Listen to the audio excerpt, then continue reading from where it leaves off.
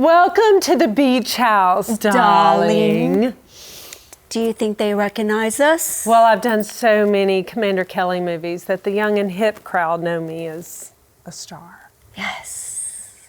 But we have real stars on today Well, that have real star power. I thought you were a movie star. Well, I'll go in shades off in 3, 2, 1.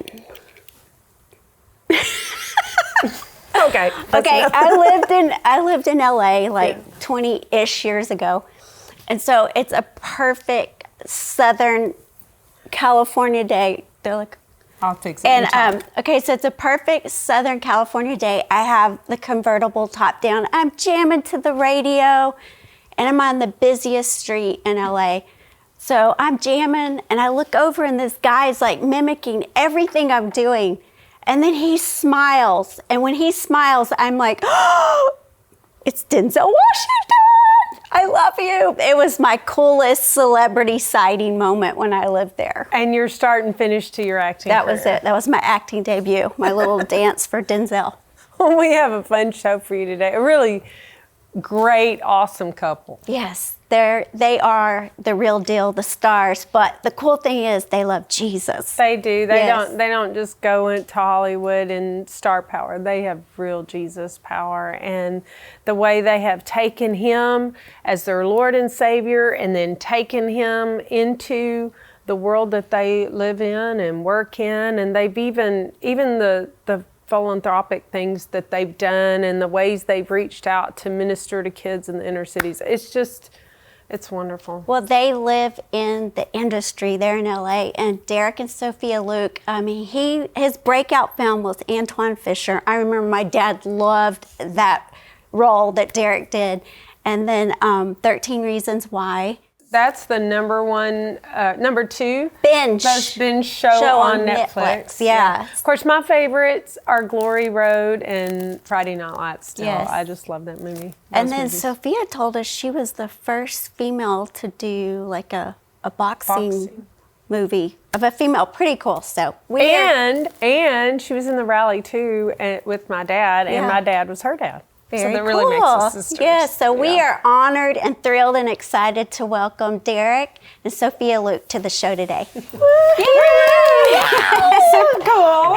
Oh, love you guys. Love you too. So wonderful. Thank you for having us. Yes. Whoa, you look amazing. You guys both Did look you like the amazing. hats? Oh, the hats were We should have brought you one. I don't We should know. have brought Derek What? one. Yes, you'd have a little cool hat to the side. And he's always wearing hats too. Thank you guys so much for having us. We're beyond excited. Like, and even just seeing your guys' shows and the things that you have are so cutting edge. And we're just happy to be a part Yeah, of it. So you thank told you. us that you watched a few Yes. cutting edge. Yes, you're cutting edge. The one with your sister when you guys did the face off. Yeah. Totally hilarious. That's so Just, funny. Yeah. Well, so thanks it's awesome. for watching the show. You're welcome. Yeah, so tell us about your life before Christ.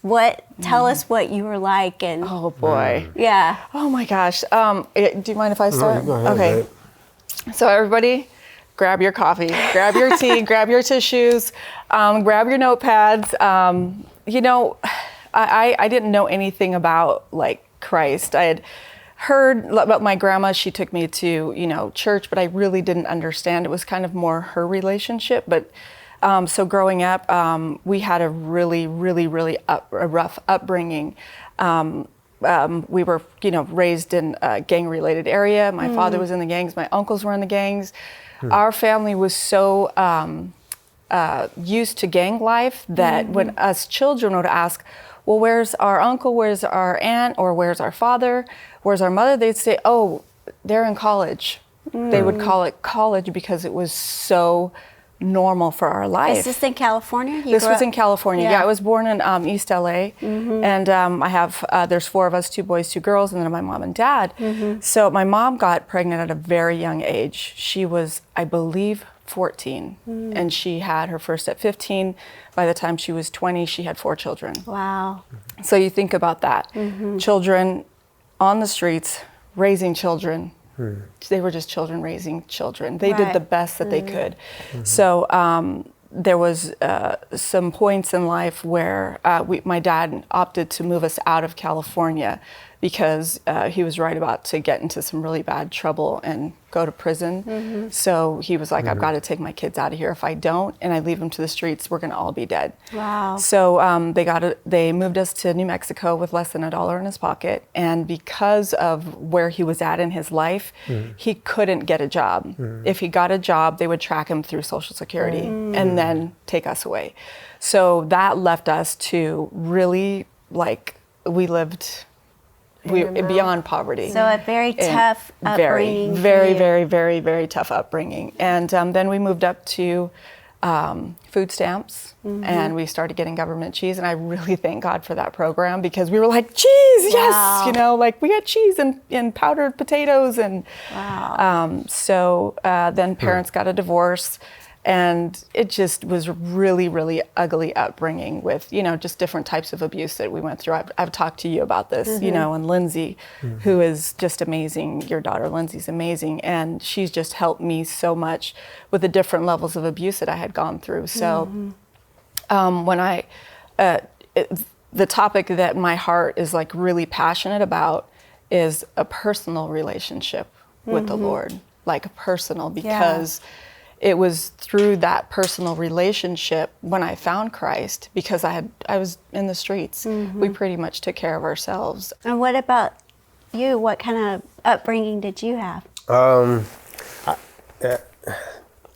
Well, they say I grew up in church. Some people call it a PK kid and preacher's kid, but it was kind of a little distorted, because I think what I love best about like here being on your show is like I can smell excellence, and what happens is that like almost every home we went to or every church we went to, you had running water, dripping pipes, and so my view of Jesus was that long services and hunger pains. And so I really didn't see a reflection of who he really was. And, I think my journey, Sophia said about relationship, mine was about money, because we didn't have any. And so for me, a relationship with Jesus would be like, man, if you love me, why are we so poor? If you love me, why is it? Why is it nobody really that I know are achieving their dreams and visions? And I think, that's a beautiful thing about Jesus, is that he really meets you where you are, and I think I was creatively thirsty. I think I was mentally hungry, and, just as a kid, I wanted a relationship with my dad. And I lived, which is interesting, I lived on top of a church, a storefront church. And I'm not throwing, as we say, shade. I can explain that colloquialism, but they can go to my dad. But not throwing shade to him, but every time I would have to get in touch with my dad, I would walk down the stairs, knock on the door, and when the door would be chained. So I would have to call my dad, and it took a long time for him to answer. So I wasn't mad at him, but I think who God was or who Jesus was really distorted. There's no open door there, obviously. Yeah. So, but it was interesting because right in the middle of that, and we weren't allowed to watch a lot of TV. But when I did watch TV, it was quality.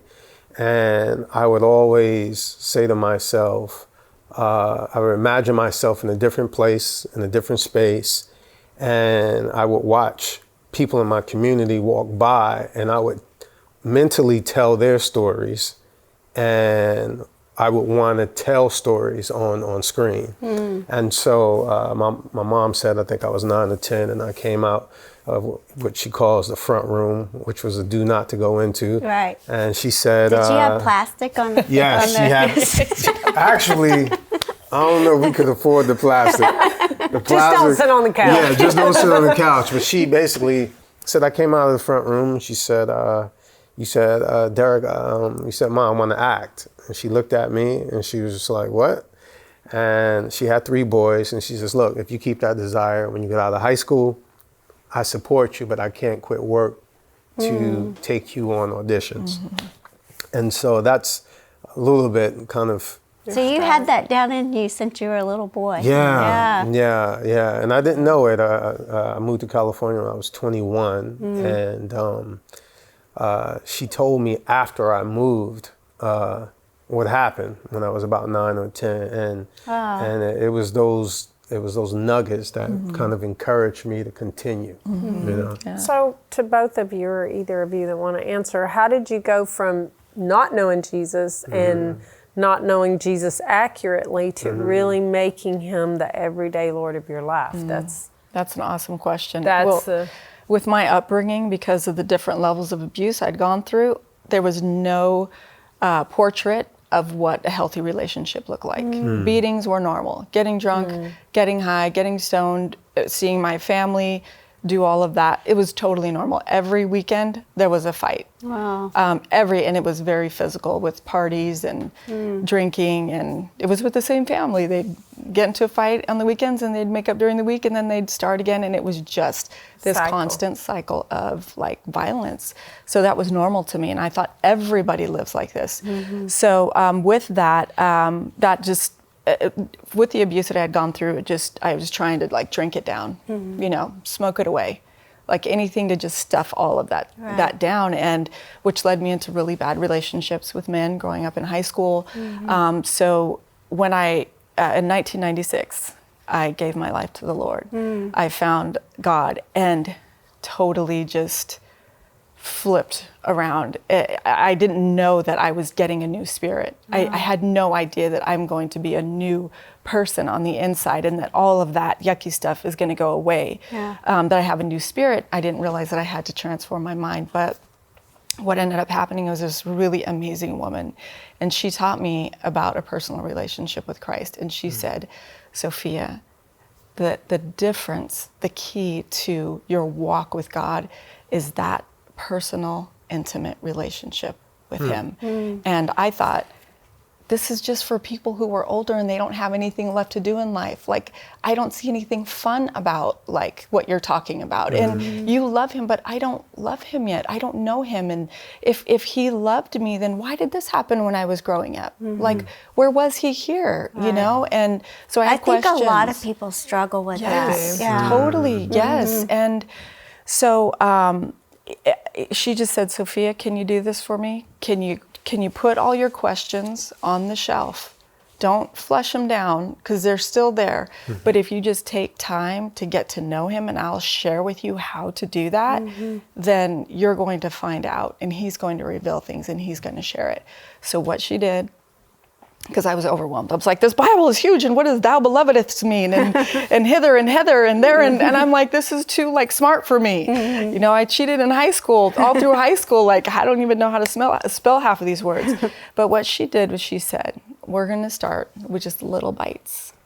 And she would send me a mentor. Sorry, I'm just thinking, thank God for this lady. She was so good, and she helped just a super long story short, she taught me how to wake up first thing in the morning, Matthew 6:33, and seek him first. And she said, the minute you start waking up, just put him in your mind. And I'm like, well, do I visualize his face, or do I? She said, just say his name. That's it, just say his name. And I was like, okay.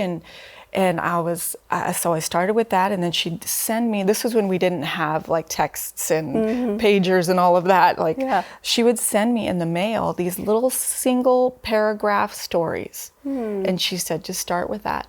And then she says, here's a journal, and then you write. And I'm like, writing? I flunked writing in high school. You want me to write? But she was like, just write what he says. And I'm like, he's gonna talk to me? She's like, yes. And I'm like, okay. So it started with those little bites, and that went from like 5 minutes to like 20 to 30 to 40. And there's times now where if I have the time, I can be in the presence for like 5 hours and just studying, like, wow, and gobbling the word, so there's a training that happened, and it wasn't a religion. you know? So I just know him. I don't know anything Well, else. Sophia, when I'm around you, your passion for Jesus is so contagious. I mean, when I look at you, I see Jesus all over you. But you can tell that you spend time with him. You Well, know? I watch her, and you operate in such an effortless. You operate in His glory and prophetic knowledge and give to people so easily, doesn't she, Derek? Just grab somebody's hand. Oh, she's and done it over me. Not like Yeah. you know, I'm gonna prophesy over you, but just. Oh, she And then you gently just utter whispered what the quietly Lord in my says. ear one. Do you remember a couple of years ago? About your show? Yeah, you were right back here at a meeting and you just had little words and I just wrote them down. Here we are. Yeah. And it reminds so me, good. you know, when Sean Boltz talks about translating God, like you're translating someone from Spanish to English, like you're hearing this and then Wow. telling somebody what they said. Wow. And that describes you, you know, that you hear from the Lord and you're just translating what He's saying to this person for them. So, and then for Derek, I really believe the Lord proved Himself to you with that Antoine Fisher role, and you guys, y'all got married. And am I skipping anything like you want to talk about? But you know, when you got married, did y'all get saved before you met each other? Yeah. You were He Christian? grew I mean, up you grew in- up Christian, but I was, I think 2 years I was saved, or a year and a half, 2 years I was saved. But you made that switch over to the Lord being the Lord of your life yet, or did she help with that? She helped in. She helped in relationship and journaling, and you know, I really thought I had it together because, you know, I'm cool. Yeah, I'm cool, and He you know, is, though. He is I always wanted to be married as an individual, and you know, growing up, you know, when you met a girl, you know, because I hadn't had the finances, they put you in the friend zone, and so I was great at being in the friend zone, and the other category would be you meet another young lady, and I wasn't driving, and so The I Lord was. kept you like that so He could keep you in the friend zone Oh until my you met God. Sophia. Yeah. You ever wondered why you were poor? It's so Sophia. No, but she's responsible because you know, I thought working and wanting to support a family, have a family, and love God was all there was to having a relationship. And then I think one day I came home and the Lord, He said something like, you know, she spent time with me all day and then you come home. I'm like, what? And I was just like, That's so good. But I'm like, but I'm a good dude. And he was like, Derek, only good is God. And so she began to show me about the importance of having a relationship and why perhaps my faith was stagnant, you know, because it was like faith for me equals things. And I felt like things is another way of showing me love because I didn't have things. And I, you know, in my heart, but Sophia introduced me to journaling. And at first I'm like she did, I'm like, I ain't got nothing to say to God, you know what I'm saying? And so it was beautiful because now in our library, I have He's got so many journals. Yes. in there. Yeah. And so Sophia is really, she really contributed to our relationship and our marriage. And Y'all are just a Yeah. beautiful couple. You really are. You So are. Thank you. This is not on the notes, but I just want to ask you, how do you keep it balanced where you live in that crazy world that you live in? And how do you take Jesus into that world? How do you keep him in the center of your world when That's a you're great trying to get jobs and, you know, stay ahead in that world, but still keep Jesus at the center? How do you, I guess it goes back to relationship. That's a great Yeah, question. no, that's a great question. You made me think about Good question. you made me think about Moses before he went back into Egypt. Him and God was having this dialogue, and before I went into the industry, the first thing the Lord told me, even though I was asking Him you know, I asked him a question. I says, what were you thinking when you made me? And I was just seeking him about acting. I'm like, man, can people be called to act? And the first time I ever heard God's audible voice was at a seminar. We were fasting, and he said, that's your wife. And Sophia was there. And I'm like, but I've been asking you about my career. And what I realized is that he was saying that I'm not just sending you, I'm sending both of you. And a lot of times, what's wrong with, I think, any industry in Hollywood as well, is that many times the structure of family is not welcome. But it was like God was saying is that even though it may not be welcome, I've welcomed you and I've called you. Yes. And so you don't have to separate this union.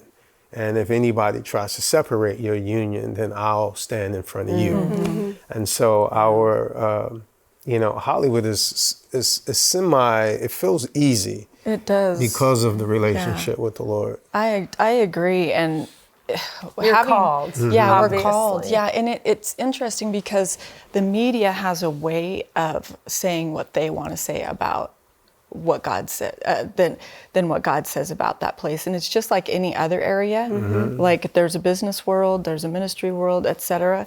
For us, what God had put in our heart was everything is ministry. There's no break. There's no break. So when I'm on set, like before we go on set, just because of the personal relationship that I've learned, and I'm still developing it. I'm so not there. Like he's showing me, like you were saying in one of your shows, how different layers come off. You know, once you're done with one layer, then another one comes up, but he's just there to like walk you through it. And there's a message in each one of those layers. So, you know, just by that personal relationship, that I would say is like the core to, you know, us being able to be where we're at in the industry and successful. We'll be celebrating 20 years of marriage in April. Thank you. And again, it's because of him. And you know, but I also think that, you know, there's the stigma that I think it needs to be more Christians going into the Hollywood space. And I think, you know, I think the primary is if you're called,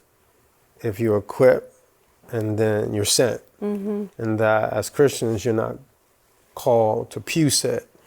And, you know, you're going to come up against obstacles. But I think that it needs to be more of us in those spaces to shed the love of God in there, because I think that's what's wrong with anything, any mountain, education, Hollywood, or is that they're really looking for the sons to appear. Well, I think you see people, though, like that, and they go, I'm going to Hollywood, and I'm going to tell them about Jesus. But they put down the very thing, the very personage who makes them special to try to be like everybody else. They compromise. And they do. And I've watched you guys not do that. And I wanted to kind of give people, if you could give people an example of, like, your time with the Lord, coming out of your time with the Lord, was there a time when you know that out of your time with the Lord, this happened the way it was supposed to because you had time with Him? Is there a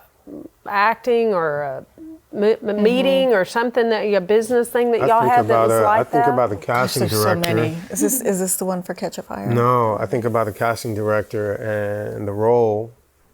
And it was interesting because I hadn't booked anything. And in my head, I'm like, well, I'm just going there to meet the casting director. But when I got in there, I was talking to her. Somehow we got on prayer. And the Lord says, I want you to pray for what she just told you she has an issue with. And so I did. I left. I didn't get that part. But another part came up. And I read and I auditioned. And she said to me, she just looked at me and she says, you're not leaving my office. She says, I'm going to lunch and I'm coming back and I'm going to help you get this part. Wow. Wow. And the Lord was just like, when you focus on kingdom assignment, I focus on your assignment. That's so good. And so it wasn't because I had all this theater background. He was like, it's because you consider me first. And if you consider me first, I'll consider you first. Yeah. So good. And so that I end up getting this other part, but it was because the favor that God gave me with that person. Wow, it's so good. And if I can close with that, is that time with God, it's like if you're an empty glass and you go in that time with him, it doesn't have to be 20 hours, but just that moment, it's like he fills you up, and then wherever you go, you pour out Ready on. for that It's just an overflow, and that's that ease. Well, I know people don't probably know y'all started church. You now have a little toddler who's precious and was a faith. Total faith. Believed Yes. God for him. And then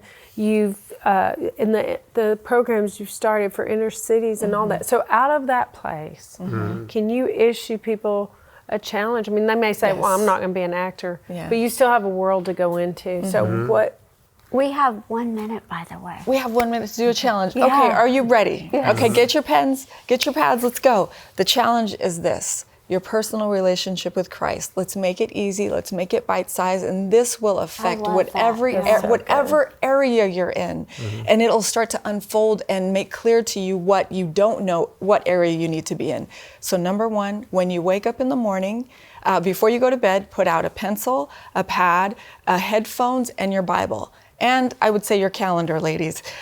So then first thing you do when you get up, put the headphones by your bed, stick the headphones on, and focus your entire attention. Give your full mental attention to each sound and each word in that song. Then once it's over, go straight to the Bible and ask the Holy Spirit what verse to go to. Go to the verse and then just write whatever you hear. It may be one word, it may be 20, but just write what you hear, and then you're going to start your relationship. Do that for 7 days and watch what happens. Amen. That's so Amen. good. Will you pray? Who's praying? Yes. Derek? You got 28 seconds to rock and roll, honey. Okay. Actually got less because we got to close it out too. 10 seconds. Five Heavenly seconds. Father, I just thank Jesus. you that your relationship is the relationship that counts.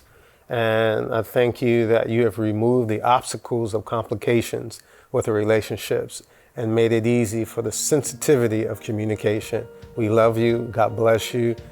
I look forward to a great year. Amen. Join us at the beach house. See you later.